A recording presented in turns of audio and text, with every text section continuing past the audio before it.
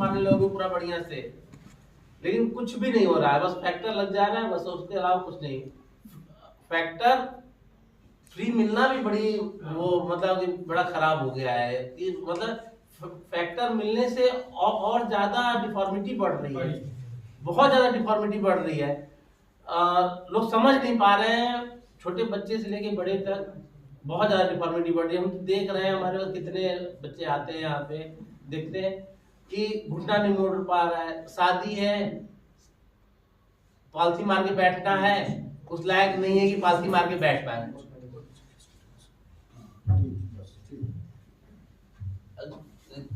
कितने लोग आते हैं आप ही में से कि सर शादी है, 2 महीने बाद शादी है, इतना कर दीजिए, कि जवाब ही नहीं आता उधर से यार जी, मोहब्बत करके नहीं। आप लोग देखो, मैं कोई आप लोग के कोई बता रहा हूँ, तो आप लोग उसी को समझो और उधर से भी रिस्पांस मिलेगा, तब समझ में आएगा।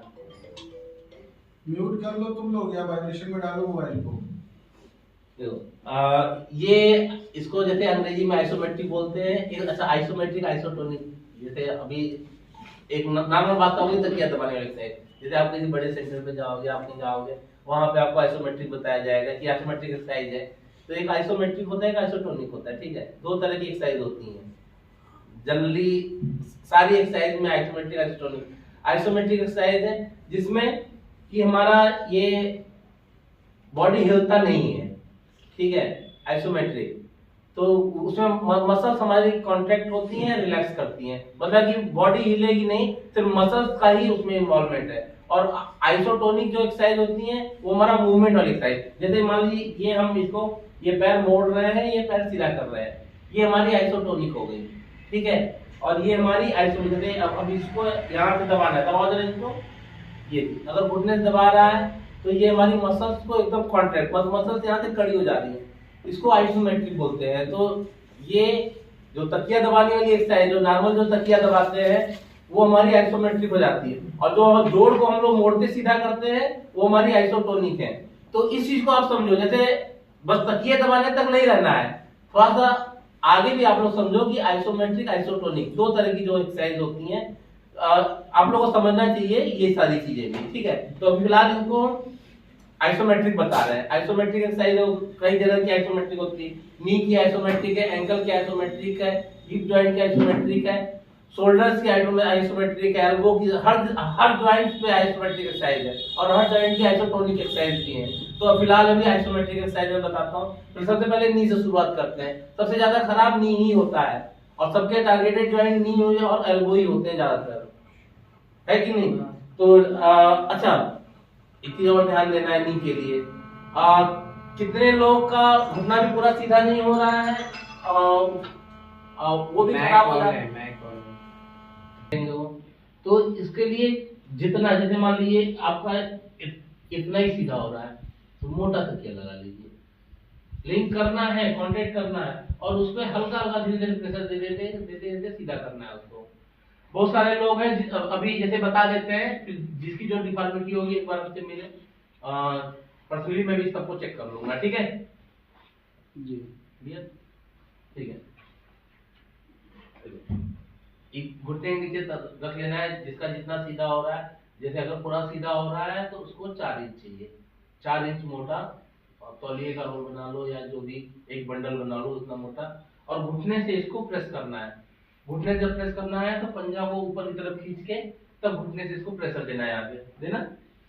ये जब इस पे प्रेशर दोगे तो ये चीज जो हमारी ये क्वाड्रिसेप्स मसल्स है ये टाइट होंगी, जो ऊपर वाली जो मसल्स है ये टाइट होंगी, फिर रिलैक्स छोड़ो, फिर ये आइसोमेट्रिक, जैसे मैंने बताया ना, आइसोमेट्रिक में हमारा मसल्स का इन्वॉल्वमेंट होता है, मसल्स कॉन्ट्रैक्ट करेंगे, रिलैक्स करेंगी। इससे क्या होता है, जब हमारी मसल्स ऊपर की और नीचे की मसल्स जब मजबूत हो जाएंगी तो कहीं भी जा रहे हैं, एक बार को झटका भी लगता है तो अगर मसल्स पे उसका प्रेशर आएगा, जब मसल्स मजबूत रहेंगी तो उतना झटका सह लेंगी, और नहीं मजबूत रहेंगी तो उतने में ही वो मसल्स भी ब्लीड करता है, साथ साथ में ज्वाइंट भी ब्लीड कर जाता है, ठीक है।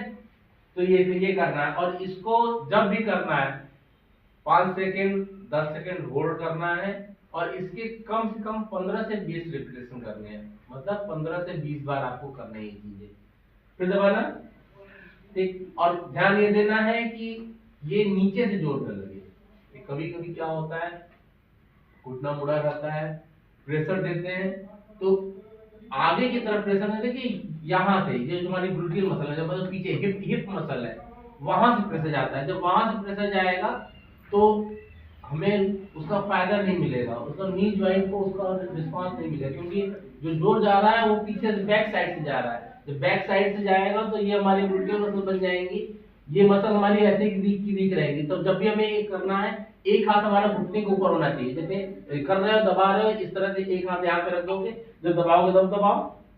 हाँ, समझ में आ रहा है? तब समझ में जैसे जब दबाओगे तो उसको समझ में आएगा, वहां से कॉन्ट्रैक्शन और रिलैक्सेशन समझ में आता है, ठीक है। अभी ट्राई कर लेना, बाद में एंकल के नीचे लगा देना है। एंकल के नीचे लगा के घुटने नीचे कुछ नहीं है, घुटना प्रेस करते हुए ये पंजा ऐसे खींचना है, फिर एंकल से इसको नीचे दबाना है। ये दिख रहा है सबको? ठीक है। ये यहाँ से जब प्रेस करेंगे घुटना नीचे तरफ जाएगा और पंजा ऊपर की खींचते हुए एड़ी से इस पे दबाना है। तो इसको दबाने के लिए जो हमारी यहाँ काफ मसल है नीचे की, इस मसल में खिंचाव होगा, ठीक है। और हमारा ये ज्वाइंट्स एंकल ज्वाइंट्स के लिए है ये, और ये काफ मसल्स के लिए, काफ मसल्स की मजबूती के लिए। काफ मसल्स हमारी चलने के लिए बहुत बड़ा रोल है उसमें। और एंकल ज्वाइंट, पूरा वेट हमारा एंकल ज्वाइंट पे आता है। अगर हमारा एंकल ज्वाइंट नहीं सही रहेगा, कितने लोग को एंकल में बहुत ज्यादा ब्लीड करता है और एंकल पूरा मूव नहीं करता है, एड़ी उड़ जाती है हमारी। जब काफ मसल्स टाइट हो जाएंगी, काफ मसल में जब ब्लीडिंग हो जाती है तो धीरे धीरे काफ मसल खींच जाती है ऊपर की तरफ, और क्या होता है, एड़ी उड़ जाती है। कितने लोग पंजे पे चलते हैं, अगर ये वाली एक्सरसाइज करेंगे तो उनको इसमें आराम मिलेगा। इसलिए आराम ये रहेगा कि धीरे धीरे हमारा काफ मसल रिलीज होगा, एंकल ज्वाइंट फ्री होगा, और धीरे धीरे पंजा हमारा जमीन पे पड़ने लगेगा, एड़ी हमारी जमीन पे पड़ेगी, ठीक है। तो सबसे जरूरी काम ये है कि बहुत लोग की एड़ी उठी रहती है। तो आप में से कितने लोग होंगे जो पूरा पंजा सबका पड़ जाता है, किसी का एड़ी नहीं उठा है? ठीक है, बहुत अच्छी उठी है। नेवादा वाला बच्चा, हाँ नीरज को भी बोलो। नीरज का दूसरा है जी, तो सब लोग बोल रहे हैं एडी पे। अरे तो बोल रहे हैं ना, कितने चेक करिए सर, सबका वो होगा। वही कह रहे हैं, सामने पूरा बैठ जा रहा है। हाँ, तो वो वही कह रहे हैं, आप दिखाना चाहिए ना। जो मेहनत करेगा, भाई देखो, जो मेहनत करेगा उसका सही होगा। देखिए, एक लड़का था हमारे पास, साजन नहीं आया क्या? सबसे मेन जो इलियोसॉस ब्लीड करता है, पट्टे में जो ब्लीडिंग होती है, हाँ, कूल्हे के पास, ठीक है, उसमें टेढ़े हो जाएंगे, ठीक है। उसके लिए जो एक्सरसाइज है, देखो, उसके लिए जो हमारी एक्सरसाइज है कमर के नीचे, ये उस कमर, उसके लिए जो कमर वाली एक्सरसाइज है, एक तो बैक के नीचे तकिया रख के ही करना होता है, ये तो पतला रहेगा उसके लिए। तकिया मंगा के, तकिया है सर? हाँ, तकिया है, उसके लिए तकिया रख के ही करना है। ये मैं नॉर्मल बता रहा हूँ, मतलब कि ऐसा नहीं कि ब्लीडिंग के दौरान करनी है, ब्लीडिंग के दौरान वाली ये सब एक्सरसाइज नहीं है, ये नॉर्मली करने के लिए मैं बता रहा हूँ कि नॉर्मली ये सब आप लोग को करना है। क्योंकि अगर इलियोसॉस रहेगा ब्लीड आपका, तो आप ये लगा नहीं पाओगे तकिया वहाँ पे, क्योंकि ऑलरेडी बेंड है और उस पर लगा के तो और ज्यादा खराब कर दोगे। तो ये जब आप नॉर्मल हो, सही अपना फिट हो, सारा काम कर रहे हो, उस समय के लिए एक्सरसाइज है कि सारी एक्सरसाइज आप करते रहोगे तो सही रहोगे। देखो, इसके लिए ये करना है हमें, हाँ, ये चीज, ये अब क्या करना है, इसको जैसे यहाँ रख लिए इस तरह से, ठीक।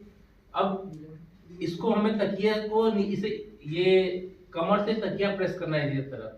तो इस तरह से भी नॉर्मली प्रेस हो सकता है, अगर इस तरह से नहीं प्रेस हो पा रहा है तो हल्का सा इसको पैर को मोड़ देना है, ये इस तरीके से, और यहाँ से इसको कंधे के पीछे रखो, ऐसे कंधे के पीछे रख के हल्का सा ऐसे उठने का प्रयास करना है। हाँ, ये इस तरह से जब ऐसे करोगे तो ये पूरा प्रेशर यहाँ पे आएगा, ठीक है।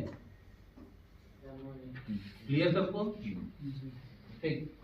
और इसके भी 5 सेकेंड होल्ड करके 15-20 रिपीटेशन करने हैं, 15-20 बार करने हैं, ठीक है।